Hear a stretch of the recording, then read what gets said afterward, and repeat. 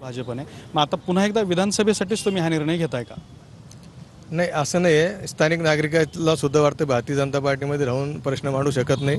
त्याच्यामुळे उद्धव सेनेमध्ये गेलं पाहिजे, शिवसेनामध्ये गेलं पाहिजे आणि तिथं प्रश्न मांडले पाहिजे. नागरिकाची सुद्धा तशी इच्छा आहे आणि तिथल्या कार्यकर्त्याची सुद्धा तशी इच्छा आहे. त्यांच्या इच्छासाठी मी हा निर्णय घेतो आहे. आणि इतकं जे दिलं म्हणता तुम्ही, तर मी सुद्धा भारतीय जनता पार्टीला माझे 95 ते 29 वर्ष दिलेले आहे.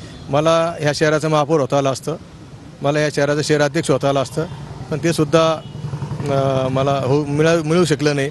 आणि जे काही मी काय कारण यामागे काही खंत आहे का? काही कारण तुम्ही फॅक्टर आहे, स्पष्ट बोललं पाहिजे. नाही, मी त्याच्याबद्दल बोलणार नाही. आता काय असं वाटतं की पार्टी सोडतो म्हणून काही कारण देतो, पण नेत्यांनी त्याचं आत्मपरीक्षण केलं पाहिजे.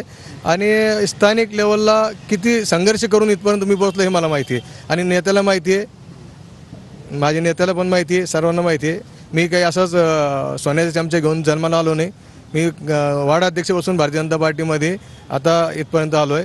मी भारतीय जनता पार्टीचा आतापर्यंत महापौर व्हायला पाहिजे होतं, शहराध्यक्ष व्हायला पाहिजे होतं, पण जवळ आलं की सोडणं म्हणजे याचा हे सगळे एकत्र होऊन राजूला नाही करत एवढं त्यांचं जर उच्चार असन. माझेच नाही, अनेक कार्यकर्ते की त्यांना ती संधी आली की त्याच्यापासून ती हिरायला जाते.